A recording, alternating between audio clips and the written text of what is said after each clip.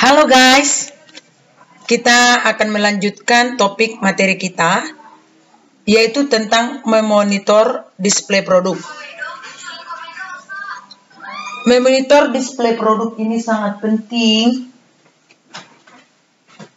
untuk membantu VM dalam menjalankan pekerjaannya.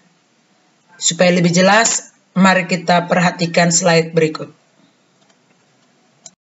Baiklah, kita akan lanjutkan materi kita, yaitu berikut acuan dalam hal memonitor penataan produk. Dalam kesempatan ini kita hanya bahas 4 poin saja, yaitu yang pertama kode etik Asosiasi Penjualan Langsung Indonesia, dan yang kedua perlindungan konsumen, tepatnya itu pasal 7 Undang-Undang tahun 99, nomor 8 tahun 99. Dan yang ketiga, segmentasi pasar, targeting dan positioning. Dan yang keempat, produk drink di supermarket. Kita akan bahas masing-masing acuan untuk memonitor penataan produk tersebut. Kita akan memulainya dari kode etik APLI. APLI tahu kan? APLI itu adalah singkatan Asosiasi Penjualan Langsung Indonesia. Itu bagian kedua tentang perilaku konsumen. Pada kode etik Asosiasi Penjualan Langsung Indonesia, pada bagian kedua dijelaskan perilaku penjual atau perusahaan terhadap konsumen dan hal-hal yang harus diperhatikan penjual terhadap konsumen. Berikut penjelasannya. Perilaku penjual terhadap konsumen antara lain. Tadi di atas dikatakan bahwa ada beberapa yang diatur di dalam APLI, bagian kedua itu, tentang perilaku daripada penjual kepada konsumen. Yang pertama adalah praktik-praktik terlarang. Kegiatan-kegiatan yang dilarang dilakukan oleh pedagang kepada konsumen. Tahu ya, kegiatan-kegiatan yang dilarang pedagang? Pedagang atau penjual dilarang menjual produk-produk yang tidak sesuai dengan standar kepada konsumen. Pedagang itu dilarang menjual produk kepada konsumen apabila barang tersebut sudah rusak. Pedagang dilarang menjual produk jika tidak sesuai dengan ukuran dari yang sebenarnya. Misalnya kalau kamu jual minyak 1 liter lalu kamu kurangi sedikit, itu dilarang. Di dalam undang-undang itu tidak boleh. Itu sudah merugikan konsumen. Terus dilarang menjual produk yang sudah kadaluarsa. Dilarang menjual produk yang sudah cacat. Jadi banyak sekali di undang-undang diatur tentang perilaku pedagang kepada konsumen, hal-hal yang dilarang apa saja di dalam berjualan. Dan yang kedua adalah identifikasi. Penjual harus memiliki identifikasi yang jelas. Tidak boleh melakukan penipuan-penipuan, membuat penyamaran-penyamaran. Seorang penjual harus memiliki identifikasi yang jelas, harus memiliki tanda pengenal diri yang jelas. Tidak boleh melakukan tindakan-tindakan kecurangan yang merugikan orang lain. Dan jika konsumen ingin komplain pedagang, ada identitas yang harus dihubungi, yang bisa dihubungi seperti itu. Dan yang ketiga, penjelasan dan peragaan. Seorang penjual harus memiliki kemampuan untuk menjelaskan dari apa yang diperagakan. Misalnya dia menjual alat-alat masak, lalu dia memperagakannya, membuat langsung bagaimana cara menggunakan alat-alat masak tersebut. Penjual harus mampu memberikan penjelasan terhadap produk yang dia jual kepada konsumen. Yang berikutnya adalah pedagang atau penjual harus bisa menjawab pertanyaan dari konsumen. Jadi kalau ada pertanyaan dari konsumen, itu pedagang harus mampu menjawab. Misalnya, ini produk terbuat dari bahan apa, ini produk bagaimana cara pengolahannya. Itu pedagang harus mampu menjawab. Walaupun tentu dalam hal ini pedagang memiliki rahasia-rahasia tertentu terhadap penemuannya. Tidak wajib dia harus menyampaikan semuanya kepada konsumen. Tapi setidaknya secara garis besar, itu pedagang harus mampu menjawab. Itulah perilaku penjual terhadap konsumen, bagian perilaku.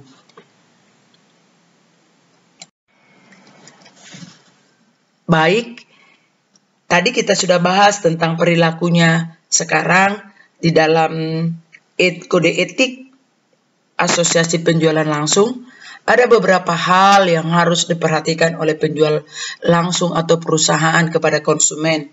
Antara lain, 1. Formulir pesanan.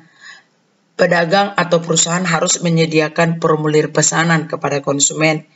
Dan yang kedua, membuat janji-janji lisan. Jika pedagang mampu membuat janji-janji lisan, berupayalah untuk menepati janji-janji lisan tersebut, walaupun tidak tertulis. Itu merupakan satu kepercayaan daripada konsumen. Yang ketiga, menyejukkan dan pengembalian barang. Artinya jika ada konsumen yang meretur, mengembalikan barang oleh karena sesuatu hal, pedagang sebaiknya dengan suasana hati yang sejuk, dengan suasana hati yang senang, berupaya membuat kondisi situasi itu nyaman. Jadi jangan ada pelanggan yang kecewa. Yang berikutnya, jaminan dan pengembalian barang. Sebaiknya pedagang itu memberi jaminan kepada konsumen jika barang-barang yang dia beli tidak memenuhi standar seperti yang diharapkan oleh konsumen. Penjual atau pedagang memberi jaminan bahwa mereka bersedia untuk mengganti atau untuk memperbaiki barang tersebut. Yang keempat adalah literatur. Pedagang sebaiknya menyediakan literatur terhadap produk-produk yang dia jual di perusahaannya. Misalnya perusahaan HP, itu pedagang harus menyediakan literatur yang lengkap terhadap penjualan HP tersebut, cara penggunaannya, cara perawatannya, terus jika ada hal-hal yang rusak, bagaimana cara menanganinya, seperti itu. Dan yang berikutnya, kesaksian. Ini artinya jika terjadi hal-hal yang tidak diinginkan, baik dari pihak pembeli maupun penjual, sebaiknya ada saksi yang menyaksikan kejadian tersebut, supaya di dalam penyelesaian secara hukum itu jauh lebih mudah. Dan perbandingan dan pencemaran. Pedagang atau perusahaan di dalam menjalankan usahanya, dia harus memiliki perbandingan bagaimana toko dia dengan toko orang lain, ya. Dalam hal ini supaya pedagang mengetahui sejauh mana kualitas yang mereka miliki di dalam menjalankan usahanya. Dan jika ada pencemaran nama baik, pencemaran lingkungan, dan pencemaran yang lainnya, sebaiknya pedagang tidak melakukan pencemaran. Ya, tidak baik pedagang membuat pencemaran, apalagi pencemaran nama baik kepada konsumen, pencemaran lingkungan di sekitar. Seorang pedagang harus ikut aktif dalam menangani pencemaran tersebut. Dan yang berikutnya, hormat pada hak pribadi. menghargai hak asasi daripada pelanggan. Ya, seorang pedagang nggak boleh menjelek-jelekkan suku, menjelek-jelekkan marga, menjelek-jelekkan agama daripada konsumen. Itu tidak boleh. Harus menghormati pelanggan. Dan yang berikutnya juga kewajaran atau keadilan. Penjual harus memberikan hal-hal yang wajar kepada pelanggan. Jangan memberikan hal-hal yang tidak wajar. Misalnya antri, ya. Ada misalnya pembelian secara antri. Terus kita memperlakukan pelanggan itu berbeda dengan yang lain. Itu tidak wajar, tidak baik. Pedagang harus bersifat wajar. Ya. Jadi yang berikutnya penyerahan barang. Lakukanlah penyerahan barang itu dengan SOP yang sudah diterapkan oleh perusahaan. Biasanya menggunakan kedua tangan. Tidak baik memberikan satu tangan barang kepada konsumen. Ya, seharusnya memberikan dengan cara dua tangan. Dan yang terakhir, sediakanlah daftar harga supaya tidak ada kebimbangan dan kekeliruan baik dari pihak perusahaan atau penjual maupun konsumen. Di dalam Undang-Undang Perlindungan Konsumen, sudah tahu ya, Undang-Undang Perlindungan Konsumen, tadi Ibu sudah jelaskan. Undang-Undang Perlindungan Konsumen itu adalah Undang-Undang Nomor 8 Tahun 1999. Sekali lagi, Undang-Undang Perlindungan Konsumen itu adalah Undang-Undang Nomor 8 Tahun 1999, yaitu tentang perlindungan konsumen. Di dalam materi ini, yang saya tambahkan slide ini tidak ada di dalam materi kita, tapi ini sebagai pengamatan saya bahwa ini seringkali muncul di dalam ujian nasional. Apa itu? Satu, hak konsumen di dalam Undang-Undang Perlindungan Konsumen itu terdiri dari Pasal 4 Undang-Undang Nomor 8 Tahun 1999. Saya ulangi, hak konsumen yaitu Pasal 4 Undang-Undang Nomor 8 Tahun 1999. Dan yang kedua, itu berbarengan hak. Tentu habis hak adalah kewajiban. Kewajiban konsumen itu adalah Pasal 5 Undang-Undang Nomor 8 Tahun 1999, habis 45. Terus yang kedua, hak pelaku usaha itu Pasal 6 Undang-Undang Nomor 8 Tahun 1999. Jadi 456. Terus kewajiban pelaku usaha Pasal 7 Undang-Undang Nomor 8 Tahun 1999. Jadi 4, 5, 6, 7 berurut ya. Hak kewajiban konsumen dan penjual. Oke. Dan pasal 789 adalah hal-hal yang dilarang dilakukan oleh pelaku usaha, yang tadi dilarang menipu, dilarang menjual produk yang rusak, dilarang menjual produk yang sudah kadaluarsa, itu diatur di pasal 789. Oke. Oke. Masih ingat pembagian-pembagian tadi tentang pasal-pasal di dalam Undang-Undang Perlindungan Konsumen? Itu pasal-pasalnya banyak, tapi yang sering muncul itu tadi adalah pasal 4, 5, 6, dan 7. Sekarang di pasal 5 tadi dibahas masalah kewajiban konsumen. Apa sih kewajiban konsumen itu yang sesuai dengan Undang-Undang Perlindungan Konsumen? Yang pertama, konsumen wajib membaca petunjuk penggunaan produk. Jadi setiap konsumen membeli produk baru, konsumen itu wajib membaca. Tidak boleh tidak baca. Seringkali konsumen komplain, ini barangnya nggak bagus, barangnya salah.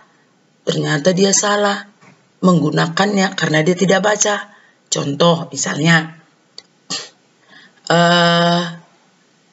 balsam. Ya, dia berbentuk krim.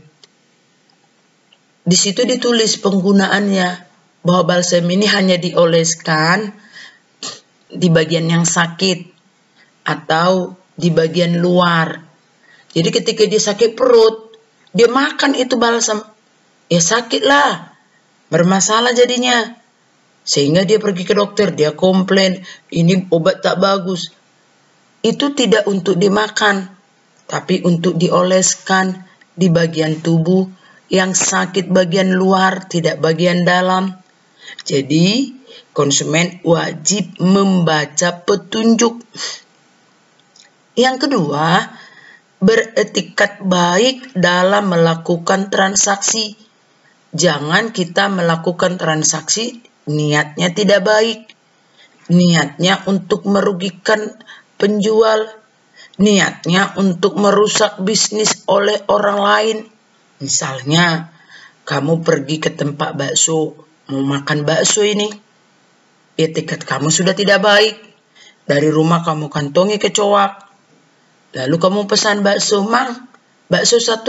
Nah, ketika kamu makan bakso, lalu di akhirnya udah mau habis, kamu bukinlah kecoak di dalam mangkokmu sambil mekik-mekik. Hei, ini baksonya ada kecoak. Nggak mungkin lah ya. Dari tadi kamu makan sampai mau habis kecoaknya nggak nampak. Tapi tiba-tiba udah mau habis langsung datang kecoak. Jadi etikat tidak baik. Ya kalau lu tidak punya duit, kasih tahu lo sama tukang penjual bakso. Mang, aku mau pengen makan bakso tapi aku nggak punya duit, boleh ndak aku dikasih sedikit. Jangan ngutang kalau kamu tidak mampu bayar. Yang ketiga, membayar produk sesuai dengan kesepakatan. Lalu kewajiban dari konsumen itu membayar produk sesuai dengan kesepakatan. Berapa yang kita sepakati, bayarlah. Dan yang keempat, mengikuti proses hukum jika ada hal-hal yang tidak diinginkan. Jadi, jika terjadi hal-hal yang tidak diinginkan, seorang konsumen wajib mengikuti proses hukum. Cukup jelas ya? Yang pertama, segmentasi. Apa yang dimaksud dengan segmentasi? Segmentasi itu adalah pengelompokan pasar. Dari pasar yang heterogen menjadi pasar yang homogen. Pasar yang heterogen itu adalah pasar yang terlalu banyak sekali. Tapi tentu dalam hal ini kan tidak mungkin kita semua menguasai pasar ini. Oleh karena itu seorang penjual akan membuat pengelompokan pasar yang mana yang mau dia tuju. Pengelompokan pasar ini dapat dilakukan berdasarkan sebagai berikut, misalnya demografi. Yang kedua, geografi.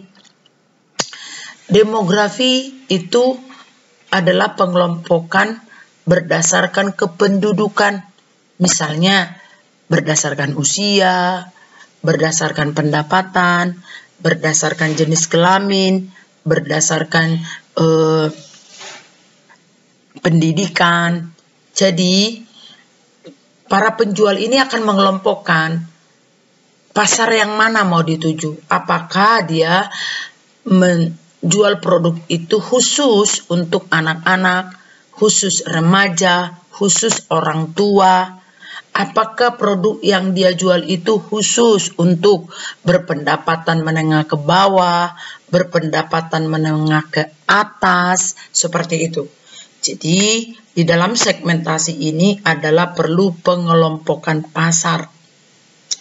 Yang kedua, pengelompokan itu apa yang dikehendaki oleh pelanggan, produk apa yang dikehendaki oleh pelanggan. Apakah produknya itu yang bagus, berkualitas dan mahal, atau pelanggan itu yang penting ada, tidak perlu bagus, yang penting bisa ku jangkau, yang penting bisa ku beli, yang penting murah. Yang ketiga, apa yang dibeli pelanggan? Sekarang saya mau kasih tahu bahwa pelanggan tidak membeli produk. Zaman sekarang pelanggan membeli pelayanan. Kenapa ibu katakan demikian? Kalau kamu pergi ke mall atau ke tempat-tempat perbelanjaan yang modern, itu harga sangat mahal sekali. Bandingkan saja, satu mangkok bakso saja itu bisa harganya mencapai paling murah 25.000, 50.000, 75.000. Sementara bakso di dekat rumah saya itu harganya hanya sudah hebat sekali, sudah enak sekali, 15.000. Bayangkan bakso di dekat rumah saya 15.000 dan bakso yang ada di pusat perbelanjaan itu harganya 50.000, tetapi orang banyak berbelanja di pusat perbelanjaan, banyak orang berbelanja di mall. Kenapa? Karena di mall fasilitasnya lengkap, barang-barang yang dijual lengkap, servisnya memuaskan, seperti itu. Dan yang terakhir adalah pelanggan mampu menjangkau harga produk yang dia jual. Buatlah produk yang mampu pelanggan membeli. Jangan membuat produk yang tidak mampu dibeli oleh pelanggan, tapi buat produk yang mampu dibeli oleh pelanggan.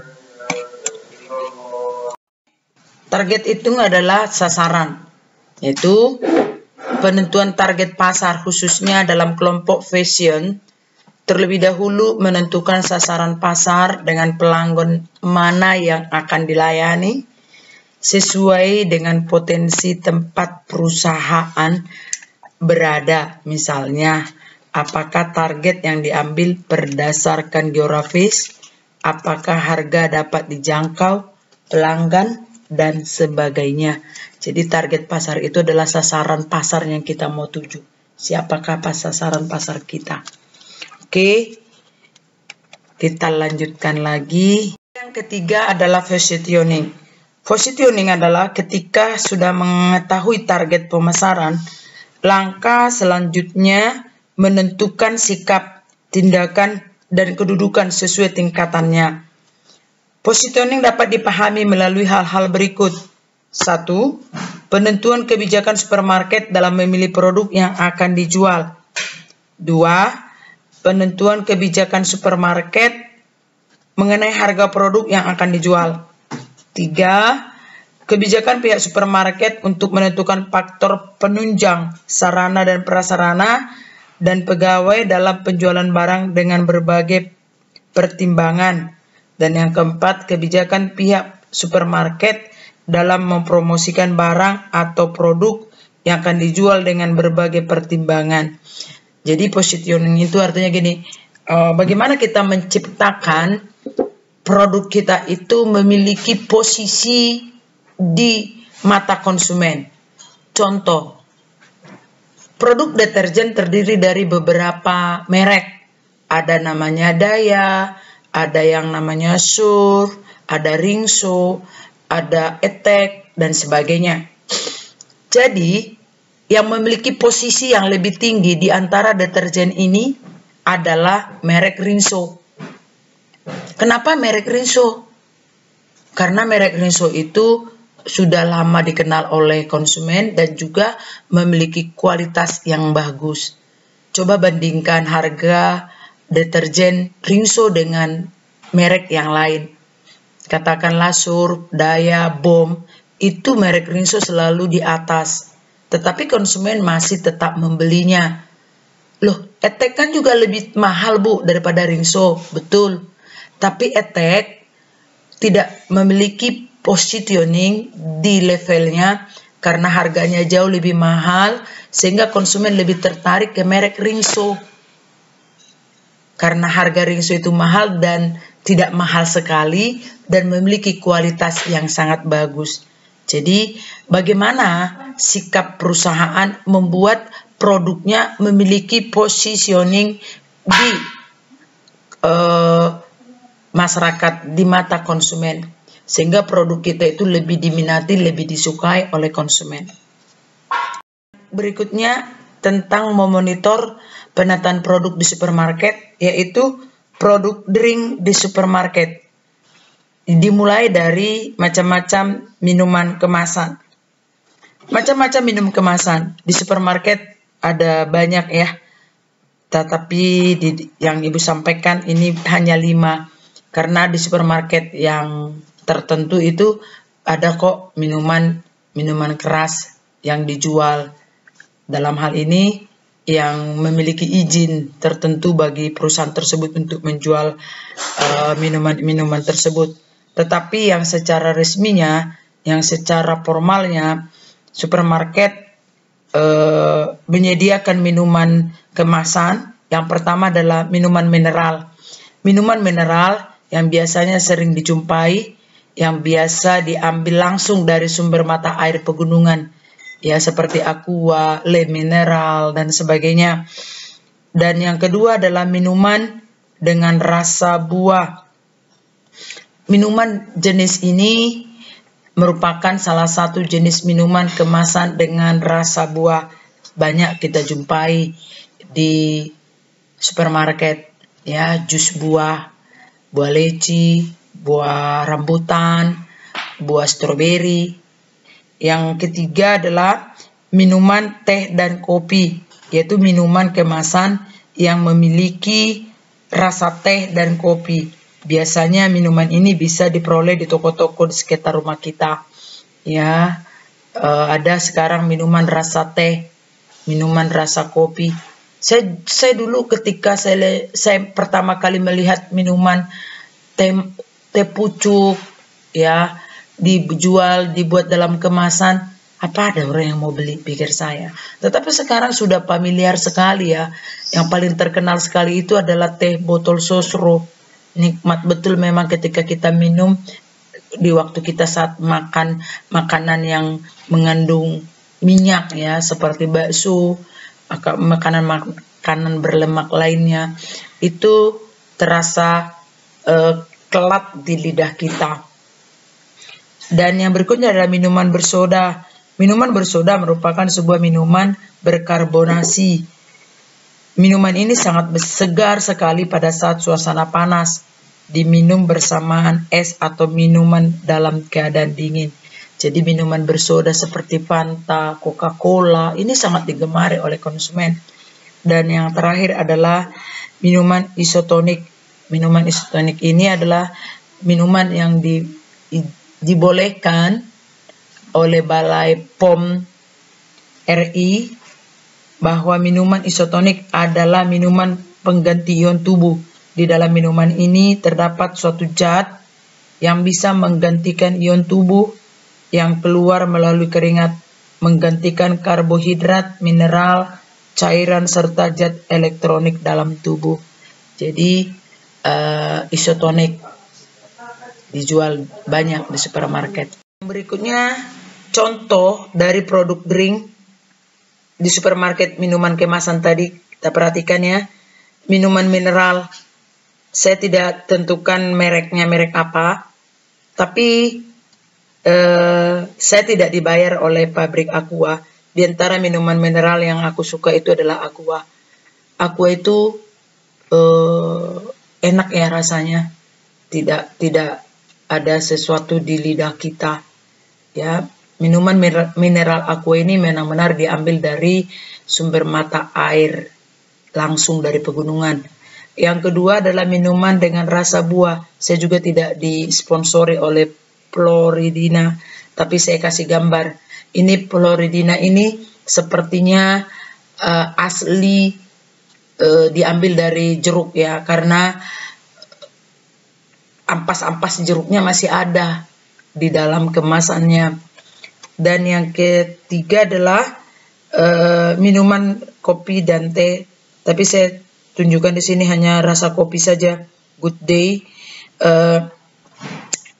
saya belum pernah minum, ya. Saya kurang suka minuman-minuman yang kemasan. Dan yang berikutnya adalah minuman bersoda. Kalau saya waktu dulu anak-anak suka kali minum ini, tetapi sekarang nggak lagi, karena ini minumannya keras, bersoda, ya, tapi segar. Ketika kita minumnya, kita mengalami kelegaan, apalagi dibuat dengan es. Dan yang terakhir adalah minuman ini saya ambil Maison, ya, contoh Maison isotonik yang mengganti ion dalam tubuh. Ini adalah contoh-contoh minuman kemasan yang dijual di supermarket. Mendisplay produk drink di supermarket, ya, ini gampang ngomongnya tapi sulit untuk melaksanakannya, ya. Kalau saya ngomong pandai banget saya, tapi ketika hal ini diserahkan ke saya belum tentu bisa juga sih menjalankannya. Ini diperlukan nilai estetika yang sangat tinggi di dalam melaksanakan pendisplayan produk. Biasanya di supermarket otak atau ide untuk membuat penataan produk ini adalah VM, ya, merchandising visual. Jadi jangan kamu berpikir bahwa untuk nyusun-nyusun barang itu gampang, ya, itu tidak semudah yang kita pikirkan. Tetapi ketika kamu berlatih dan dilatih, saya yakin kamu bisa menjadi seorang VM, ya, menjadi seorang merchandising visual. Yang pertama dalam mendisplay suatu produk itu yaitu kombinasi warna, ya, kombinasi warna. Warna sebaiknya warna yang hidup, ya, yang kontras, yang nampak, ya, supaya merangsang daripada konsumen untuk melihat sehingga tertarik untuk membeli produk. Dalam memajang barang dagangan di toko itu perhatikan ukurannya, ya, selain warna tadi, ukuran daripada barang tersebut. Pajanglah produk yang sama ukurannya supaya kelihatan cantik dan rapi dilihat. Yang ketiga adalah harga yang mahal. Harga yang mahal biasanya ditempatkan di rak yang paling atas. Ya, biasanya seperti itu. Produk yang ditata itu harga yang mahal letakkan di rak yang di atas untuk menjaga keselamatan dan keamanan barang tersebut. Dan rak yang paling atas itu harus dapat dijangkau oleh konsumen dengan standar Indonesia, ya. Kita harus membuat rak yang paling atas itu yang dapat dijangkau oleh standar masyarakat Indonesia. Masyarakat Indonesia standarnya itu orang dewasa tingginya itu 150, ya. Standar orang Indonesia itu minimum 150 tingginya. Jadi kalau sudah di bawah 150 itu sudah di bawah standar. Orang Amerika standarnya itu 170, 180, bahkan ada yang 2 meter. Jadi jangan kamu samakan orang Amerika dengan orang Indonesia. Kamu buat raknya tinggi banget, itu tidak bisa dijangkau oleh tangan orang Indonesia. Jadi produk yang dibuat di rak paling atas itu harus dapat dijangkau. Yang kelima, merek atau face daripada produk itu harus menghadap konsumen. Tidak boleh produk dipajang di rak dengan merek membelakangi konsumen. Itu haram betul hukumnya. Itu paling dipantangkan. Jadi semua merek harus menghadap konsumen. Kelompokkan barang dagangan dengan baik hingga memudahkan pembeli sewaktu mencari barang tersebut. Jadi nggak boleh barang berantakan, ada di sana, ada di sini.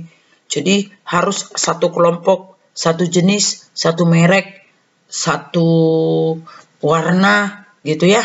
Harus satu kelompok. Yang berikutnya,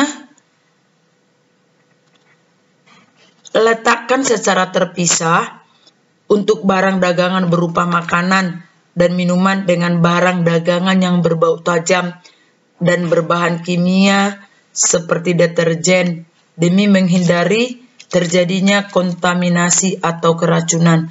Jadi tidak boleh berdekatan produk food dengan non-food. Apalagi produk non-foodnya itu yang berbahaya seperti racun atau anti nyamuk, baygon, dan sebagainya. Jadi harus dijauhkan produk food dengan non-food. Dan yang berikutnya, jangan biarkan rak atau tempat kosong. Ya, jangan biarkan rak itu kosong. Jadi tidak boleh rak kosong. Di supermarket itu setiap senti itu mahal harganya. Kalau kamu sewakan itu kepada orang lain, itu setiap senti itu bernilai yang sangat tinggi. Jadi usahakanlah rak itu berisi penuh. Kecuali ya, kecuali produk-produk fashion. Kalau produk food dan produk non food seperti keperluan harian, pembersih, itu sebaiknya padat raknya, ya, harus semuanya terisi, tidak boleh kosong. Karena kita sedang membahas khusus produk drink, SOP produk drink, jadi kita mau perhatikan bagaimana perusahaan-perusahaan menyediakan produk-produk drink kemasan ini dengan hati-hati, dengan cermat, karena ini menyangkut kesehatan, keselamatan konsumen. Yang pertama, proses pembuatan harus memenuhi standar. Ya, proses pembuatan minuman kemasan itu benar-benar memenuhi standar. Tidak boleh produk minuman itu jorok, kotor, dan mengandung debu dan sebagainya. Ini akan merusak kesehatan daripada konsumen. Jadi benar-benar pabriknya itu bersih, bebas dari debu, kecoak, dan sebagainya. Jadi tidak boleh ada ketemu kecoak di pabrik minuman. Jika sewaktu-waktu ada pemeriksaan, ditemukan ada kecoak, ini akan sangat berbahaya, bisa merusak bisnis kita. Jadi sangat diperhatikan, proses pembuatan harus memenuhi standar. Yang kedua, kemasan harus memenuhi syarat juga. Kemasan yang digunakan untuk mengemas minuman itu harus menggunakan plastik yang memenuhi standar kesehatan. Ada banyak sekarang minuman-minuman yang ilegal, di mana kemasan-kemasan diambil dari bekas-bekas dan dicuci kembali dan dijual kembali. Ini sangat berbahaya karena ada aturan di dalam penggunaan kemasan. Ada lambang-lambang yang mana yang bisa digunakan berkali-kali, mana yang digunakan 2 kali, mana yang digunakan hanya sekali. Jadi ketika kita gunakan dan tidak boleh lagi digunakan berikutnya. Dan yang terakhir adalah bahan baku. Bahan baku yang digunakan untuk minuman kemasan itu harus benar-benar berkualitas. Untuk minuman mineral itu diambil dari sumber mata air langsung. Jadi sebenarnya air mineral itu yang mau dijual kepada konsumen yang sudah dikemas tidak boleh dari sumur resapan. Itu harus diambil dari sumber mata air langsung dari pegunungan. Jadi kalau ada orang menjual air minum kemasan di Pekanbaru yang mana sumber airnya dari sumur resapan, itu tidak layak untuk dikonsumsi. Oke. Yang kedua, bahan baku dari misalnya buah. Kita mau jual minum kemasan rasa buah, itu buahnya harus benar-benar yang berkualitas. Jangan dipilih lagi yang busuk-busuk yang sudah tidak laku lalu kita olah menjadi jus buah. Hasilnya tidak akan bagus dan bisa merusak kesehatan. Jadi ada 3 yang perlu diperhatikan dalam proses pembuatan dari produk drink. Yang pertama, harus memenuhi standar, 2 memenuhi syarat, 3 bahan baku terjamin. Oke, saya berharap ini materi dipahami. Jika ada hal-hal yang kurang dimengerti, boleh ditanya di kelas ini ya. Semakin banyak kamu bertanya, semakin banyak nilai yang kamu kumpulkan. Oke, sampai di sini materi kita lanjutkan di lain waktu. Terima kasih atas perhatiannya, tetaplah semangat, jangan lupa bahwa pandemi corona belum meninggalkan kita. Pandemi corona ini masih ada di sekitar kita, tetaplah waspada, jaga jarak, gunakan masker, selalulah mencuci tangan. Terima kasih sekali lagi perhatiannya, sekali lagi tetaplah semangat, bersukacita tetap senantiasa. Selamat siang.